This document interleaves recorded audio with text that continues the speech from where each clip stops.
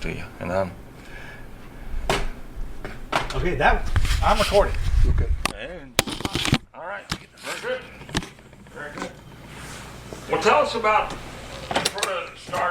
where did you grow up? And, Real quick, Yeah. give us your name and your proper spelling. All right. What branch of the service you were in, your rank, Okay. or name, rank, serial number kind of Right. thing. Jerome Joseph Congleton. I was a captain in the United States Air Force. I want to start out from where I was. Sure. Originally, I'm from Evansville, Indiana. I was born in Danville, Illinois.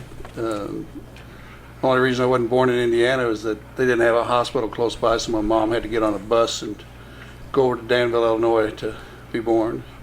And she always reminds me of the fact that nobody would give her a seat, even though her water had broke during the World War II. It's just one of those deals, you know. Everybody took care of themselves. We were in a war, and the guys that were in the service felt like they had advantage or didn't have to give up their seat to anybody. So anyway, that was March 7th, 1944.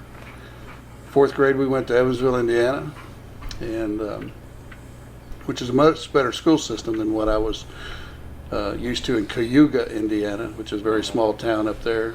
And went to grade school in Evansville, went to high school in Evansville, and went to the University of Evansville, which at that time was Evansville College, and got my BS in industrial engineering from the University of Evansville. I was an all-sport athlete when I was in high school, baseball, football, lettered 3 years, wrestled 1 year, basketball my freshman year, and then I couldn't get out the roughness of football the next time basketball came around, and so that was the end of my basketball career. And then Jay and I got married in high school. That was a big surprise to everyone. We're both. I was the president of the student council. She was the vice president, National Honor Society. I was captain of the baseball team. Pretty good football player. And so they didn't think that was very good for us to get married in high school. We were a little pregnant at the time. And we've been married 45 years. Wow. And I got a son, turned 45 in August, and a daughter, Rebecca, which you've met. Right. And Rebecca will be 44 in December, and Katie is 31. 6 grandchildren, 7th on the way. Wow. 2 step-grandchildren. And they all live here within 40 miles, or did. My 2 oldest, or Drew's 2 children, are in California and New York at the moment. But having your grandchildren around was just a blessing. You know, they say that grandchildren is God's way of thanking you for not killing your children. So, I think that's right. but my children have been real good, and so happy with them. Yeah. I was in ROTC at University of Evansville, and that was a big deal for me. You know, my grandfather had been in World War I, and my father had been in World War II, and I just thought it was my turn. And I was also, when we were married, you know, I went to school full time and worked full time. So $150 more a month being in ROTC was a big deal then. You know, so that didn't hurt me either. And you know, people also forget at the time. You all may not be old enough to remember this, but I remember them teaching us to hide under the desk for the nuclear, for in case there was a nuclear war. I remember that. You know, and that was kind of an asinine thing to do, to think that hiding under a desk was going to protect you. And we were fighting communism. You know, we had the Cuban Missile Crisis, And communism was 90 miles from our door. And that's what I was fighting for. I was fighting communism.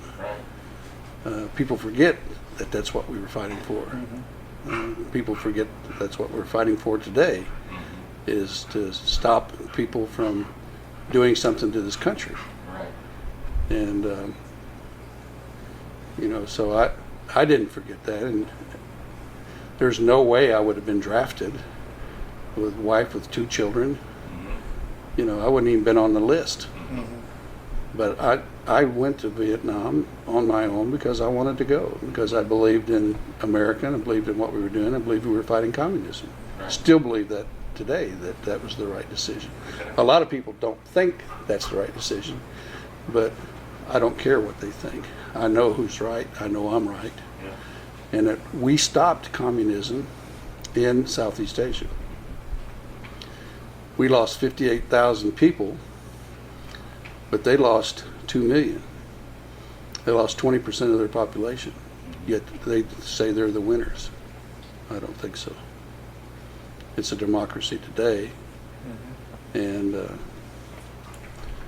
the people that we were fighting, in my opinion, were just as bad a terrorists as we're fighting today in Iraq and Iran and any place else that they have today. Those people were awful.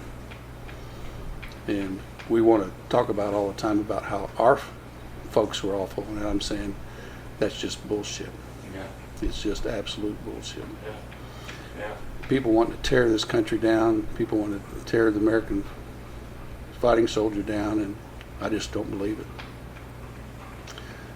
In a war, you're always going to have atrocities. War is an atrocity. But people forget too that in World War II, we dropped bombs indiscriminately, on purpose.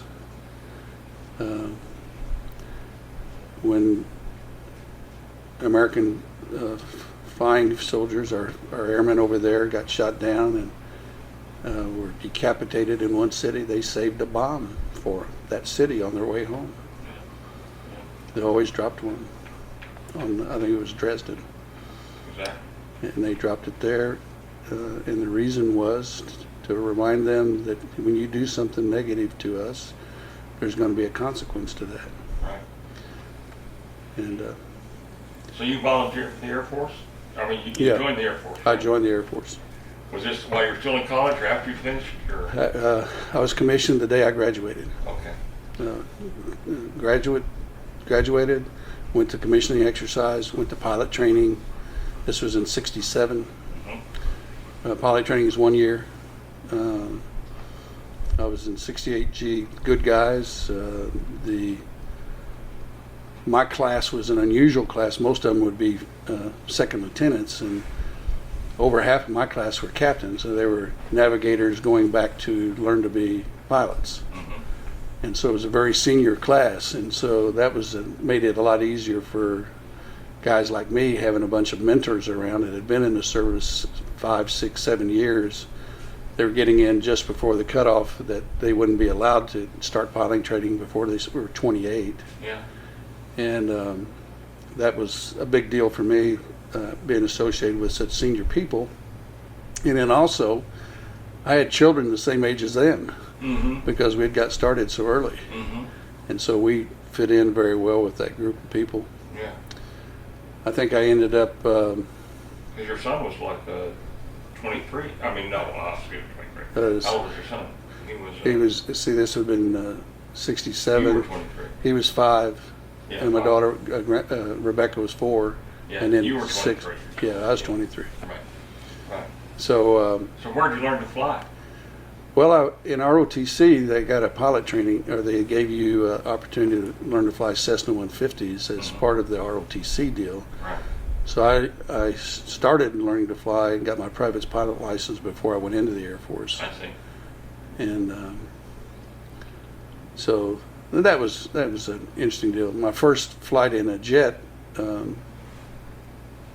they took us up in ROTC. They took us up and put us in a KC-135 that was doing some practice landings, gave us some sour milk and some warm food, and I managed to get sick in the back of the KC-135. That wasn't the last time that I got sick, but there are those that that fly. That's I would say probably the majority of the people have gotten sick one time or another in an airplane. Yeah. But the trick on that is to when you're flying a jet, you have a mask on, is to swallow the vomit and go on with the mission. That's not a necessarily fun thing to do, but your choices are, not do it, not be a pilot, but swallow the vomit and go back up and do another spin or do another stall and do it again until you get it right. So that's an interesting process in itself. Yeah. Anytime anybody gets sick, the first thing if you think they're going to get sick, or if they got sick, is you give them the airplane. As soon as the mind knows that you're in control, Forget about being sick. if you forget about being sick and the security's back, Right. it's when the plane is in somebody else's control and it's hot and you're sweating and you're going through all kinds of dizzy ear things, causing your head to spin. Sometimes they'd make you close your eyes, or they'd put you in a pull the canopy, or they had a hooded thing that was a part of the canopy, and then they'd get you in all kinds of different positions, and then they'd say, okay, the airplane is yours. Then you had to look at your attitude indicator and figure which way was up and level the wings and pull the throttles back to get, or push them forward depending on what the situation was. So you learn to recover from that and to trust your instruments and not trust what your brain is telling you, what your body's telling you. And so that's an interesting process in itself. Right. So pilot training, I ended up probably the top third of the class, even with all those captains, which was pretty good. I was good in academics. I was an industrial engineer at the undergraduate level. And when I was in school, you didn't want anybody to know you were an engineer. Because all the engineers that then in those days wore the black glasses with the tape across the eyepiece, and had the slide rule on their hip, ready to draw at a moment's notice. Pocket protector. Yeah, pocket protector. You just had your slide rule hanging off of that. Exactly. So I always changed books after every couple classes so that they wouldn't know I was an engineer. So pilot training was that was an interesting process in itself. I remember a Major Lasky, I was having a little difficulty, and I remember Major Lasky, who was our flight commander, he pulled me over and he said, see that guy over there? I said, yeah. He says, you think you're better than him? I said, yes, sir. What about him? Yes, sir. He says, I do too. That's all it took. Mm-hmm. So soloed, that was fun. What were you training in? What were you flying? We started off. We went to 172s. Cessna 172 was the first thing, and then we went to T-37s. They're just now replacing those T-37s, and then they go to T-38s, which is the F-5. They're still flying those today. Right. So when I tell my grandkids, I used to fly that airplane. Oh, Grandpa, you didn't even do that. Didn't they have two wings on back then? That kind of thing? Yeah, you still see the 38s. Yeah, buzzing Easterwood. And they are a sweet airplane. Now you can take a pencil and punch it through the wing because it's just styrofoam and honeycombed. Right. But it's a sweet airplane, and not good for much except for air defense, But it wouldn't even be good for that today because the fighters today, you would never see them. You'd already be dead. They wouldn't be on radar. They'd kill you from long distance. You wouldn't even know. Mm-hmm. You wouldn't even have an indication that somebody was shooting at you. You know, so that's why the new fighters are so incredible. Yeah. So the Cessna 172, the T-37 is a loud friggin' machine. I mean, that thing just will drive you nuts with its whining motion. A lot of the guys have hearing problems as a result of that if they ever were T-37 instructors. And then, so T-38, we graduated.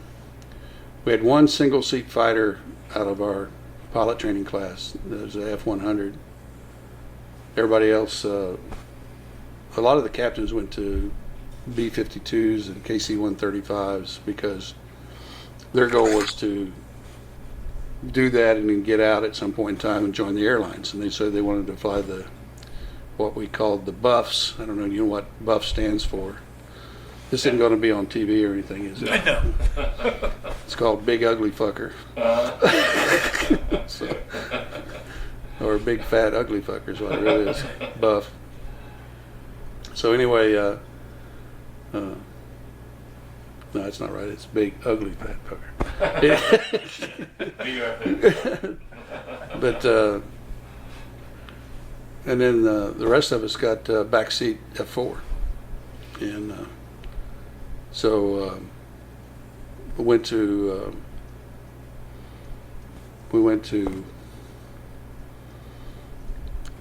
survival training. That was an interesting process. Went up to Fairfield, that's not Fairchild, Washington, and what it was a simulated POW camp. So they said if you escaped and evaded and nobody caught you, that you wouldn't have to go to the POW camp. Well, that was the first lie. So they get you in this simulated POW camp, and so you get to practice your techniques. And so one of the techniques that they had, I was going to harass the guards a little bit by just being a horse's butt.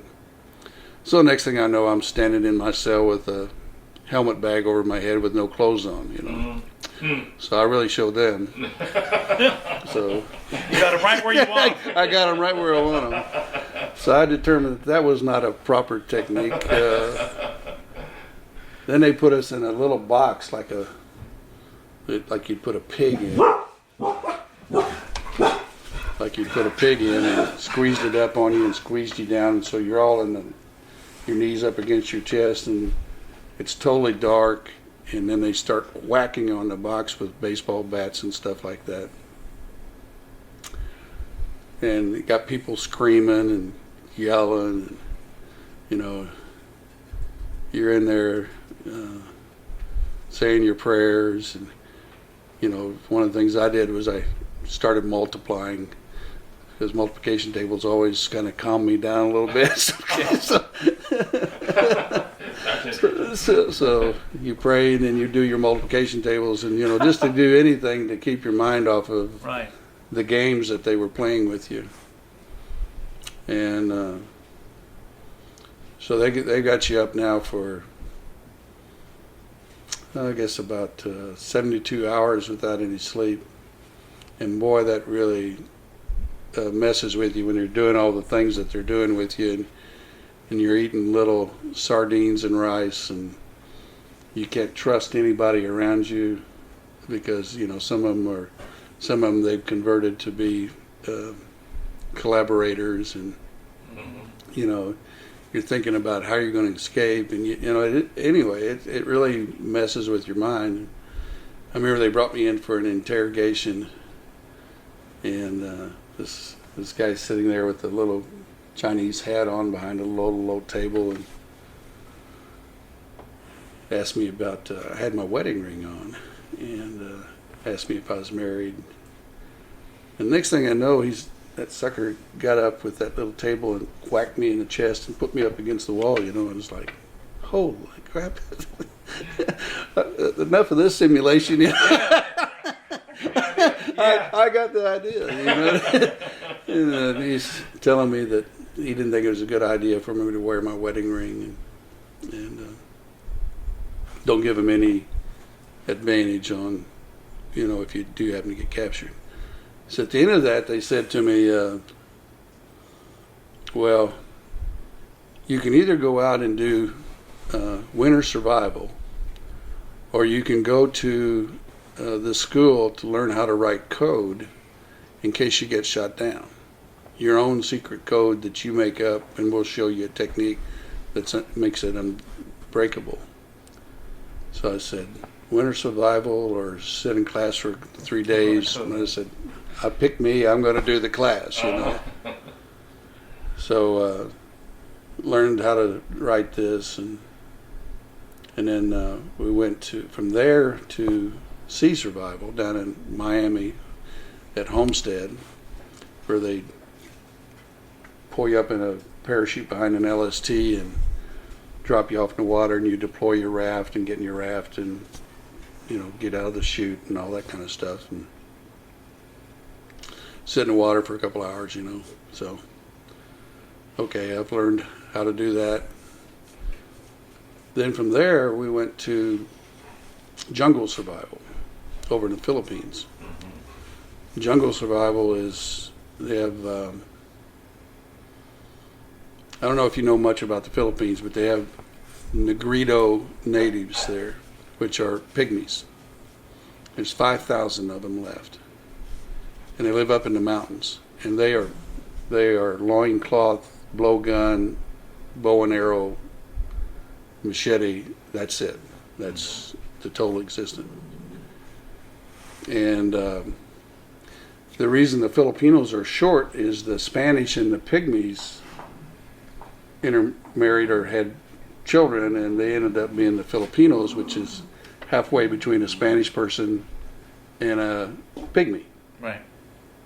So that's the reason the Filipinos are short. Yeah. Okay. The organizational structure for the Negrito natives is they have a king and they have an executioner. That's the total organizational structure of the Negritos. So they go from camp to camp, and if something goes wrong, the king makes his judgment, and the executioner carries out the deal, and that's their total government. So we go on. We're supposed to escape and evade. So some of the first they take us out and we camp. So you learn to take your parachute and make it into a place 3 feet off the ground, because at night the jungle comes alive with snakes and rats and everything else. And so if you're on the ground, that's not a good deal. So you learn to make a kind of a tripod thing there with trees, and use your parachute, and use your parachute also to keep you away from mosquitoes, keep the mosquitoes away from you. So some of the guys were fairly adept at making their lean-to little things off the ground, and others weren't, and you'd hear them in the middle of the night falling out of their deal and chopping some more wood, and so many cuss words you couldn't imagine. And then so you learn to do that. You have a meal out there. They bring in some fresh pineapple and stuff, and then you got a day of escape and evade, and you're supposed to do whatever you want to do, escape and evade. So some of these guys, they took off and they go like 3 miles, 5 miles out into the jungle. They caught every one of those guys. I stayed 300 yards from camp, and they didn't catch me. They went out past you. That's what I would do. I wasn't going to get out there. And what it taught you was simulated POW camp, sea survival, jungle survival was, I didn't want to get shot down. Right. It was going to be, if I punched out, it was going to be it was going to be an absolute last resort. It was, right. I had no interest in that. So then we went, getting ready to get on a C-130 to fly to Da Nang Air Force Base in South Vietnam. And Congleton. And in the Air Force, I was JJ, because with Congleton, there wasn't enough room for Jerry or Jerome or anything, so it was, they just put my first two initials. So in the Air Force, everybody called me JJ. So pulled me out of that and said, "You're going to Ubon, Thailand." Okay. So I get to Ubon, Thailand. I get there at 3 o'clock in the morning. Somebody comes out in a bread truck from the squadron. 68? 68. 68? Yeah. No, it's actually 69. 69? Okay. 69. So from the time I graduated from pilot training, F4 training, all those schools, it was almost a year before I got to Vietnam. The country. Okay. Right. So then, so I get to the, somebody picks me up in a bread truck. They take me over to BOQ, because they hadn't been assigned a room yet with the squadron. And so I get over there, and so I decide to take a shower. And so I'm in the shower. It's now 4 o'clock in the morning, and I'm showering, and I start hearing this, "Fuck you." I'm like, I haven't been in country one hour, and somebody's already playing games with me, you know? So I turn the shower off. Yeah, I turn the shower off, and I'm looking around. Anyway, this goes on about 10 or 15 times, and I finally look up, and I see a lizard, a gecko, and he's the one doing the "fuck you." That's the sound they make. You know, you feel like a fool, but you know, when your mind's playing games with you, you know, when you're over there.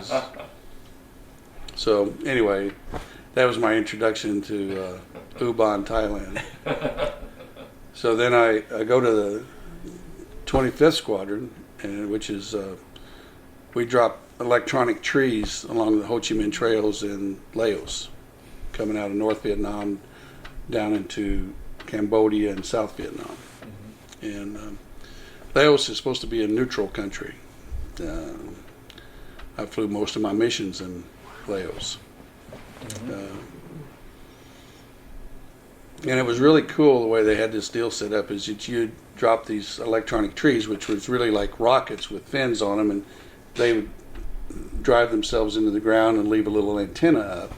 And you drop those along the trails, and so at night they would turn them on, and if there was any traffic coming down there, they would hear the vibration in the road, or they'd sense the heat, or they had different mechanisms to let you know that that trail was active.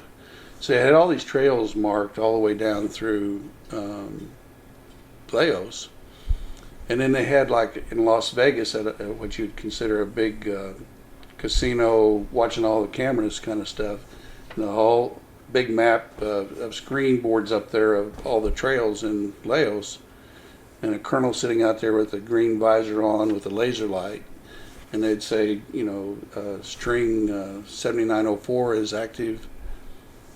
And so you dropped them during the daytime, and then you were loitering at night, and you would set with your Loran off of those electronic trees back onto the trail, and go in there and drop your weapons, hoping to get some trucks that were going down through there. So it was all electronic Star Wars kind of stuff, you know.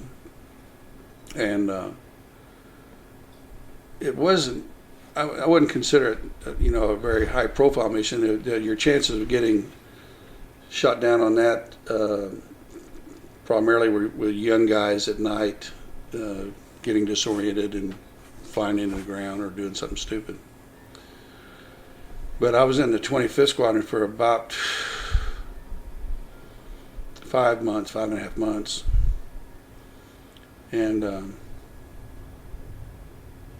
I'm flying with all the old colonels and stuff like that are not very good pilots. Because I'm a pilot and I'm pretty damn good, and so they pick the good pilots to fly with the older guys to keep them from dinging it in. I remember one mission I was flying with this full colonel who was a guy up at Wing and named Don Brown, and he was going in around 390, 400, and you should be going in about 500. And he's staying on the target too long and low, and it's because he couldn't see, or I don't know what his deal was. But anyway, when I got back, I kind of chewed his bug. I'm a lieutenant now. I'm a first lieutenant, and I'm chewing a full colonel's butt about that's not the healthiest thing to do, but that's my style. I also told my squadron commander is that this guy, he's going to get me killed or somebody killed. This is not the way to go. So he only flew with IPs, instructor pilots, from that time forward, and they limited the number of missions that he could fly. So that's one of the things that's just the way it is. Anyway, I was coming back home for leave, and one of my pilot training instructors, Jim Grace, was in WFAC, which is forward air controllers in the F4. All they have on the airplane is a gun and a rocket pod to mark the target with a single rocket. He gives a smoke, and you tell him, okay, 50 meters north of my smoke is the target, and people up above are seeing where it is, and then they come in and drop their weapons. In the meantime, you're down here in the weeds doing your thing over the Ho Chi Minh Trail. So, and Jim Grace had just got killed. He was going after a bulldozer with his gun, which is stupid. You got a $2.5 million airplane, you're going after $200,000 Caterpillar down there. That's not a good asset exchange. So anyway, he gets shot down. They rescue him. He's on the tree deal, but he didn't get the strap around him, and he fell off at 500 feet. So he dies. And I was telling my wife about how this group is just hanging their ass out, and that I've never joined an organization like that, and how stupid that was. And so the day I get back, they asked me to join WFAC. To join what? To join WFAC. Oh. And I just couldn't say no. Because they picked the best out of the squadron to go up and to be in WFAC. And there was no way that I could live with myself if I didn't go and somebody else win and they got shot down or killed. I would not, that was not something that was going to be on my plate. I just couldn't do it. And that was the hardest phone call I ever had to make. I did one of those ship to shore, shortwave radio deals, where you got to say, "I love you," over. So I called Jay up to tell her this, and that was one tough conversation, and she was not happy with me at all. And but there was no way that I could say no. I wasn't going to live with that. And so I went up there, and I flew, I think it was 113 combat missions as a forward air controller. And I flew a total of 213 total combat missions. And had over 500 hours of combat time. Most people over there during that time had 130, 140 missions, and most of them had probably about that many hours. And so, I've got a distinguished flying cross, and I got 17 air medals. Most people have 2 or 3. And the reason for that is that our mission was 3 to 3.5 hours long, 4 to 5 refuelings, all of it down at the weeds. We tried to fly between around 1,200 to 2,500 feet, because that's in between what they could shoot with you from the ground with a rifle, with the AK-47, and below what they're good at with a 23 millimeter and a 37 millimeter. And so that's your window of where is your best opportunity for survival, is in that range, above ground fire, but below what they can shoot at with radar or the just AAA stuff. AAA. Right. So that with that group, there were 7 crews in Wolfpack, and we lost an airplane every month, and we lost a crew every other month. And so that, the exposure was pretty high there. So, but I'm at that time, say 69, I'm 25 years old, 70, 26, so 25, 26 years old. That's as good as it's going to get physically and mentally for you in your life, at that age, because you believe you're one of the best, you are proving it, you got your red and white and blue scarf on, you're strutting, and it was an interesting time. I tell people it's the best year of my life, but I'm talking about me personally, physically and mentally.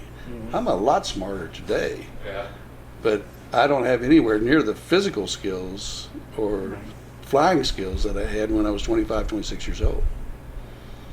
Now, you're going to have your best skills 25 to 35, so somewhere in that range is when you're going to be at your best. And so I had that, and I felt good about that.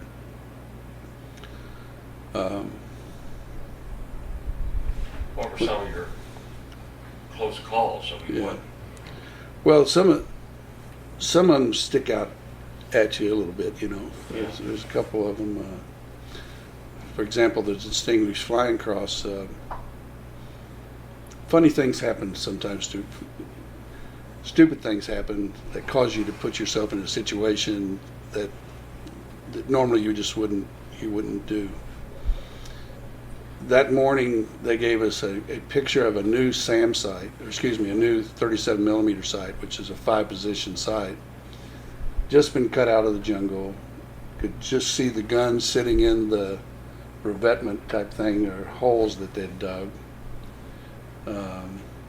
It had just come on board, and we were going to drop a 3,000-pound pumpkin bomb from the people that had the laser guided equipment.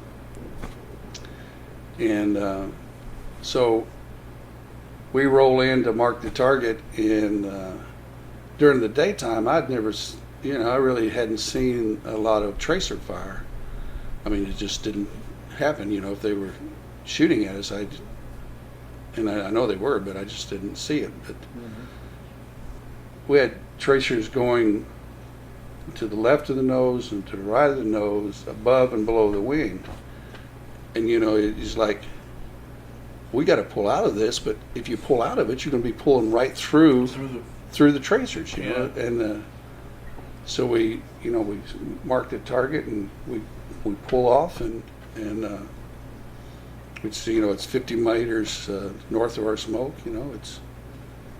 It's 100 meters north of our smoke. And we called lead and said, you have the smoke and you have the target. And he comes back and he says, my navigator dropped a picture. Can you mark the target again? I knew this kid, this Mac Weston, and he's not one of my favorite people. So back down to shoot again, and the same thing again, the tracers above and below the wing on both sides. And we pull out again, and they said they got the target this time. He drops the weapon, and it's gone. I mean, within 300 yards, just a big circle, there was nothing. It was gone, just like that. So that's what I got a distinguished flying cross for. Was For going back in that second time. for the guy dropping his picture. But you know, one of the other things, I was with the Papa Wolf, which is the #1 guy, and we spot a truck up in Magia Pass, or excuse me, Bangkarai Pass, and so we're going to try to stop the truck and get a flight in. So he's shooting with the gun, and I'm calling on the radio, get another flight in, and finally we stop as the truck gets ready to go across the border into North Vietnam. We also stopped because we didn't have any more airspeed, and we didn't have any more, you know, it's like, thank God there was a valley there, because if it hadn't been a valley there, we'd have planked that sucker in. So, you know things are bad when both of you want to go cold Mike going to the tanker. Because we just were both sitting there thinking to ourselves like, boy, that was really stupid. Yeah. I look back as we're pulling out of there, and I see all these little white puffs of smoke up in the sky. It's like, holy shit, those are 37 millimeter puffs. That they shot all that at us while we were trying to get the stupid truck, you know. And so I said, I counted this, and it was like, okay, that's 100, you know. And so, well, there's another net. They shot over 1,000 rounds at us in that 20-minute period. Wow. You know, it's like, again, at F4, a couple $1 million, 2 crew members going after some stupid truck. You know, we probably made them wet their pants, but that's not. That's not a good trade-off. No, it's not a good trade-off. You know. So that was, you know, I always flew. You know, of course, when I started flying with Wolfpack, I flew with experienced people. Then, as we bring in new people, then I would fly with the new people, and over half of the hours that I have in combat, I was flying the airplane. It's not like I wasn't flying the airplane. I was flying the airplane. Right. You know, when you're flying the airplane, you can't see as well. So the aircraft commanders would let me fly, and I would do the jinking and the juking, and that gives them a better look from up seat, up front. Mm-hmm. And I did all the refuelings. Is it hard to fly from the back seat though? I mean, is it? Not, the only thing is you can't see as good to the ground. Yeah. That's the only difference. Right. And you don't have a pipper. You know, you don't have the gun pipper to mark the target. Right. Now, some guys could,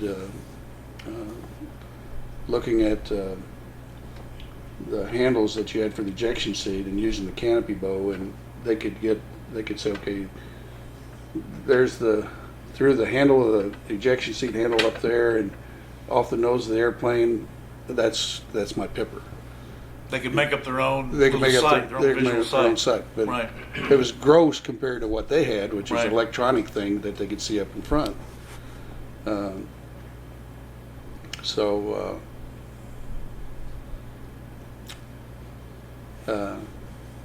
interesting thing is that you remember I told you I couldn't live with myself if I didn't take that position. Well, they told me I could fly an F4 home from Cameron Bay, and I could go home a couple weeks early. So well, that's fine with me. So Denny Pugh was in my squadron, and he came up to replace me. And he got shot down on his first mission. Oh my God. His orientation. Oh. Now, if that would have happened before, if he had gone up and I hadn't gone up and he got shot down, how would I live with that today I can live with it today Right. because I did what I was supposed to do. Right. But I couldn't have lived with it if he'd have gone up and got shot down on his first mission, and there I sat all comfortable in the 25th Squadron. Right. He was an Air Force Academy guy. The guy that I trained was flying and giving him his orientation ride. He forgot to take his gun. So when they came to get him, they just killed him.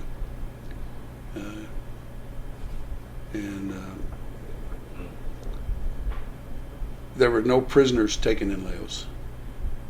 Zero. Nobody was ever taken prisoner in Laos. And so when somebody got shut down, the war kind of came to an end from the standpoint of trying to stop trucks. That everything was concentrated on trying to get the crew out. Right. And they had A-1Es and helicopters out of Nakhon Phanom in KP that would go out and do their magic thing. It was like mosquitoes. They were dropping weapons and shooting everything up to try to protect those helicopters to get those people out. They got out Rick Reich, the aircraft commander, but Denny didn't make it. His name's on the wall. Jim Grace's name was on the wall. So anyway, that's kind of the thumbnail sketch of the Vietnam days. So you were there how long in all, in country? 10 and a half months. 10 and a half months. In 10 and a half months, I flew 213 missions, 500 hours. So did you stay, when you went back, did you stay based in Thailand or? Yeah, At Ubon, Thailand. Okay. And so, the way it sits is it got North Vietnam, South Vietnam, Cambodia, Laos, Thailand. And Thailand, right. Was that is Ubon? Is that up like up in the was Chiang Mai province up north in the mountains, or was that down more lower? It's in the middle. It's in the middle. In the middle. And people used to go from South Vietnam, Da Nang, and other places. Used to go to Ubon for R&R, rest and recuperation. Right. Yeah. They used to go where I was at Right. for rest and recuperation. So my experience in the war was more like a John Wayne movie deal. It was black and white. You either lived or you died. There was no blood and guts, gory thing. You either came back from your mission or you didn't come back. Mm-hmm. And we got to see one guy who got shot down. One of the guys in my outfit at Wolfpack, and he came back and he got shot down and recovered, and the airplane caught on fire, and he had a red mark here and here. So where his visor came down, he had his mask on. So where the visor was and where the mask was, but where any skin that was exposed other than that, it got burned. Got burned. Yeah, so he had red burns in those places. That's his only injuries. That's his only injuries. The airplane's on fire. You got a Nomex flight suit on. You got your gloves on. You got your helmet, your mask. That's the only place he got burned. Very fortunate, So you were there 10 and a half months and flew 200 and what? 13. You flew almost every day. Yeah. My standard day was fly, shower, racquetball, shower, restaurant, Wiener Schnitzel, potato salad, iced tea, a rub and a scrub, a massage, and go listen to a Thai band play. I want to go home and go back to the queue, back to my quarters, get up the next day and do it again. Doing it. The only way you knew it was Sunday was they put your malaria pills out in the officers' quarters. No, that's it. It's the only way So you you could count your weeks by when you took malaria. Well, Yeah. your malaria. That's the only way you do it. That's the only way you knew it was Sunday, because you were flying. Well, another interesting thing was I'd been there about a month and a half, and they send me a note that I have to go to the flight surgeon. What have I got to go to the flight surgeon for? Because pilots don't like to go to the flight surgeon because that means they might take you off flying status. So you may lose your status. You may lose the status, so. And you don't want to be a desk jockey. Yeah, so I go to the flight surgeon and they give me a bottle of Jim Beam. And I said, "What's this for?" He said, "Well, this tradition started in World War I, and when the guys came back from flying in World War I, they were met by the flight surgeon who gave them 2 shots of whiskey. And you've been here long enough to get a bottle of whiskey." So I gave my bottle of whiskey to the crew chief because I wanted to have a good airplane. Yeah. Keep the crew happy. Yeah, keep the crew happy. And they'll keep your plane in the air. That's not a bad It's thing. like in TV. If you want a good TV show, you always feed the crew. Always feed the crew. Make sure they got them some cold beer. So it's the same thing. Well, later on, you think about it. Should I give him whiskey? Maybe he's not going to be sober. He's going to forget that last screw. What is this? But no, I always wanted to take care of people who are taking care of me, and that philosophy is still today. Yeah. You learn that it's a team effort, and you want the best airplane you can have, and if the guy's taking care of you, you're going to take care of them, and so after Vietnam, I went to Germany for 3.5 years in Bitburg, Germany. And, did Jay go with you? Yeah. And the 2 kids? 2 kids, Drew and Rebecca. Right. And so we get over there, and so I'm JJ. My wife's name is Jaye. No. And so she said, you're no longer JJ. Too many J's. Too many J's. I'm the J in this. So that would have been what, in 70? 70. So Okay. 70 to 73, I was in Bitburg, Germany, and setting nuke alert in the F4. And So you were still flying the Phantom there? Yeah, still flying the Phantom. And in 71, I upgraded the front seat in the F4, became aircraft commander. We went back to MacDill Air Force Base, so I started flying front seat. And so the last 2.5 years I was over there, I was an aircraft commander in the front seat in the F4. And but that nuke alert business was awful stuff for me. I hated it. How do you get excited about a mission where you fly east for 2 hours and 30 minutes, drop your nuclear weapon, go on for 1.5 minutes, and punch out, which probably means downwind. Yeah. And they said, what are you worried about? There's nothing to come back to. Yeah. But anyway, I just didn't.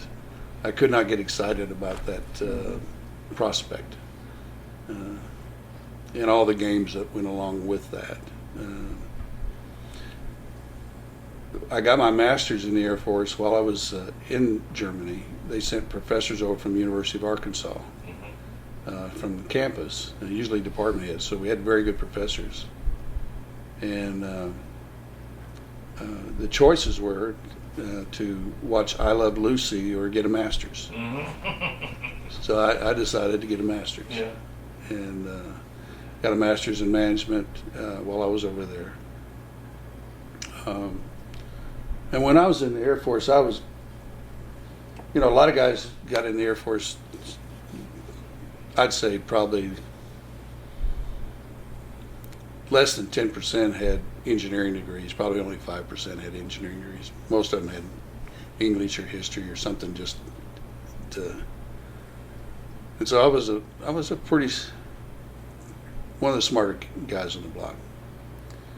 And when I got out of the Air Force, I was ranked, there was only 52 officers in the Air Force at captain level that had the same or higher OER than me. OER is Officer Effectiveness Rating. And so I'd been perfect all the time I was in the Air Force. I mean, they wrote me up as outstanding, this and that. But when I was getting ready to leave the Air Force, my assignment was going to go be unaccompanied, to come back to the States in a non-flying job for 1 year, then go to Korea, South Korea, unaccompanied for a year. And I decided, that the Air Force and I, this nuclear stuff, it just doesn't, this is not good, So I decided I'd get out of the Air Force. I was going to fly for National Airlines in a pilot training class. The National Airlines, you notice National Airlines is no longer in existence. You also remember in 1973 was a fuel crisis. So all the pilot training classes for airlines got canceled. So I had to go to work for a living. So being an industrial engineer with a master's in management, I went to work for Alcoa in Evansville, Indiana as an industrial engineer for maintenance. And then I worked for them. I was there a year and made a real good impression on them because I did a study on vehicles and found out that everything was really screwed up there. We had 3,300 employees and we had 2,600 vehicles and 37 different manufacturers. And so I got all that stuff organized and got a couple vehicle maintenance shops going and organized that. And so I came to everybody's attention. And we just had a fatality at the operation, and so they wanted a new safety supervisor, and so they asked me to do that. And the union there is in Evansville, unions have run out more good companies out of Evansville than you could shake a stick at. So, and they knew that a lot of these guys would be my friends from who I'd played ball with or knew somebody, and they also knew I wouldn't be afraid unless somebody pulled a gun on me, So anyway, they asked me to join the personnel department, be the safety supervisor, and repair the relationship between the union and the company. Because the union and the company weren't talking very much. And so my number one job was to get everybody on the same page. Safety is a good way of doing that. So I remember going up to Alcoa to headquarters in Pittsburgh, and so I'm going up there to interview for a safety job. I bent over to tie my shoes that morning at the hotel, and my back goes into a spasm. That's the first back spasm I'd ever had in my life. So I go in there and I'm asking for pain pills for my interview. Being the safety supervisor, back. But I went through that, and then 2.5 years later, I was the first safety manager. First 3 safety managers ever promoted. First 3 safety managers ever had in the company. And I went to Rockdale, Texas as a safety manager. They reported directly to the plant manager. All up until that time, they always reported to somebody else at a supervisor level. So now I'm a big dog. So in 5 years, all the people that were ahead of me that didn't go into the Air Force, didn't go into Vietnam, all my colleagues, now I'm ahead of them. So I like that. I like that because, when you get out and all the people that were your colleagues in school, now they're your boss. Mm-hmm. Well, that only took 5 years to turn that around. Yeah. And so I was at Alcoa for, I guess, 3.5 years, 4 years, in Rockdale, 50 miles from here. And Katie was born. Actually, she was born back in no, wait a minute. She was born in '85. Where was she? Where were we in '85? No, '75. She was born in '75. My wife had a tubal ligation while we were in the Air Force, and then 3.5 years later we had Katie.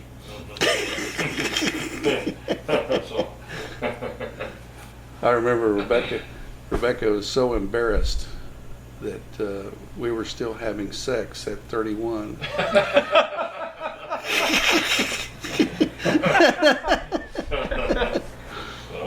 And so when she turned 31, I reminded her, "You and Bobby still having sex?" So, and then I got promoted to Ray Magnet Wire as a corporate manager of Safety Hygiene, which is a subsidiary of Alcoa's in Fort Wayne, Indiana. And I was going to be promoted again to headquarters in Pittsburgh, which is Alcoa's home. And I was going to become the international safety manager. I was going to travel all over the world and be responsible for international safety. And my wife explained to me that I was unhappy in my job. She was moving to Texas, hoped I enjoyed the commute, and didn't I want to consider a career change. So that's when I went back for my PhD at Tech. Yeah. And knowing that I wanted to teach here at A&M. Right. I could have got my PhD here with a combination with the University of Texas School of Public Health and industrial engineering, but the likelihood of me being able to stay here and teach was lower because you usually try not to get homegrown products. Mm-hmm. So they said the best thing for me is that if I could get my PhD in 2 years, they'd have a job for me. And so I went to Tech, 2 years to the day, finished my PhD, and came here on the faculty in 1983. Mm-hmm. And started working on my dissertation the second semester that I was at Tech, and I designed a neutral posture chair for surgeons to sit in. That's how the concept of neutral posture came about. Right. And designed a saddle, kind of a cultivator seat thing that you could stand at, and believed in the sit-stand posture of open trunk thigh. And came here, got the job, and the good news was it was the only job. I mean, the good news is I had this job because everybody else I applied to told me they didn't need me. Mm-hmm. And so that was fortuitous, right, to say the least. Charlie Gilmore retired, and I took his slot. And in 1985, we started the first company that Texas A&M ever started, called Congleton Workplace Systems, mm-hmm, through the program called Invent. I'm an assistant professor, 2 years here. We started the company. I remember in those days, if you could sell 30 chairs a month, that meant you broke even and maybe made a little money. 30 chairs a month. Mm. So we were just puttering by and got to the debts building up on us, because the problem was A&M didn't have any money to help you get the company started. All they had was engineering. They didn't have it set up the way they have now, where they have venture capitalists and money for you to start up a new company. Mm-hmm. So I had to start the company up in debt. And Leon Nowak, who's in Rockdale, an oil guy, friend of ours, was a major contributor, part owner of the company. And so we got to the point where about $700,000 in debt.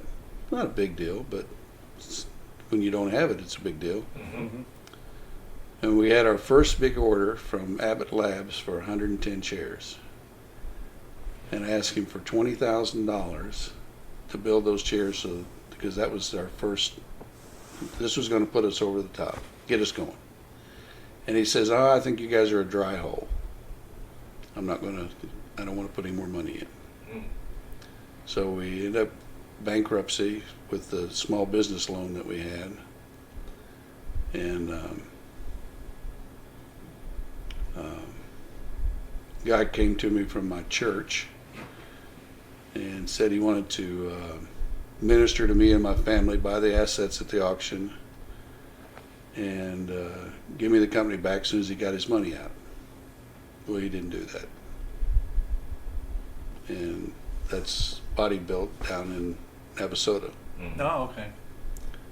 So after 10 years of litigation, got the name off the company, Congleton off their company, Congleton Chairworks, that then became Body Built, that's now Ergogenesis. So we started up a new company called Congleton, I can't remember, Congleton something, that as part of the litigation, to allow both companies to proceed and to get my patent back, took Congleton's name off both companies. So after this was in like June, in December when we were with them, finally figured out that this guy was no good. He's blackmailing me, he's telling me if I don't stop asking questions, he's gonna fire Drew and Rebecca. He's already got rid of Drew's wife off the company. I'm no longer allowed to visit the company. My wife's no longer allowed to visit the company. You finally figure out is that this guy's going to steal the company from you, so why are you going to help him steal the company from you? So we decided to leave in December, and my son decided to stay with him for 25% of the company so they could keep a Congleton in the company. So my son was a trader for 10 years. And and he knows this. I mean, I'm not saying anything. It's just, I can't sugarcoat it. He was trying to do best for him and his family. And so anyway, they go on and they go public. We go on and we can become public. They go into bankruptcy and somehow magically get rid of all their debt and still keep their company name and all that. I don't know how they did that. We bought our company back off the public.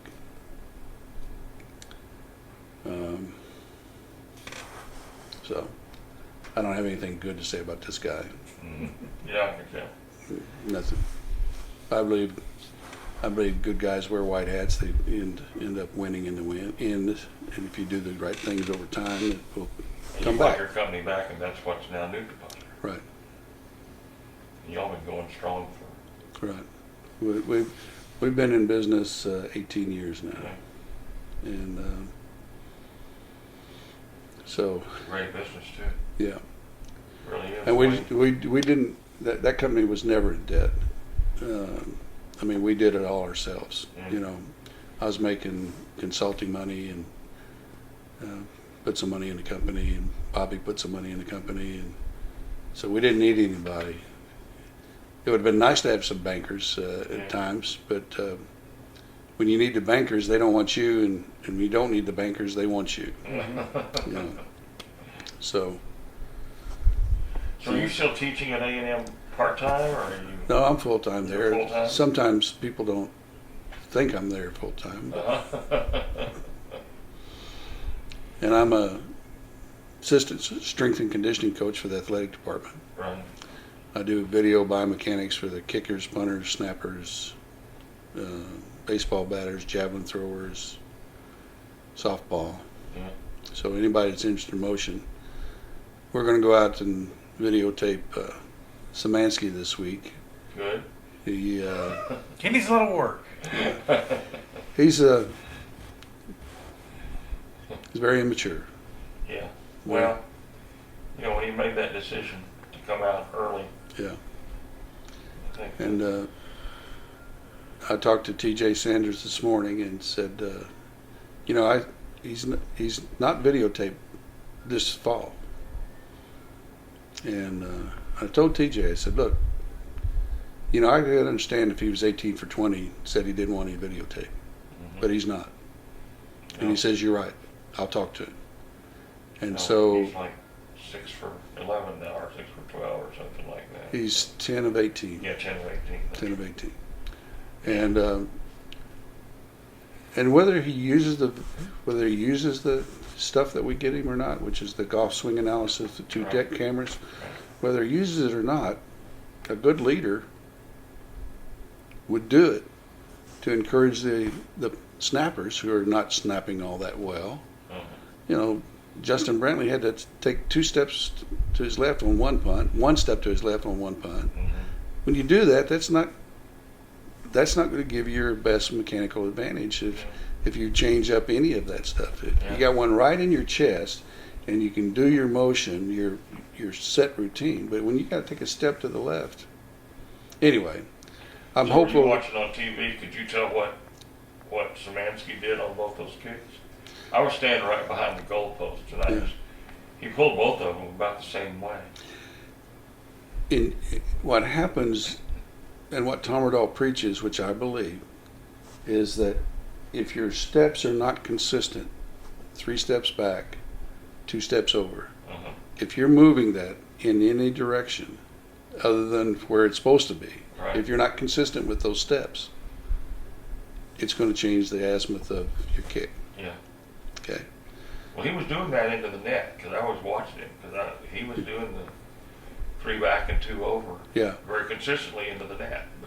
But the point is that if you move that over 3 inches, and you know he only missed those by 3 feet.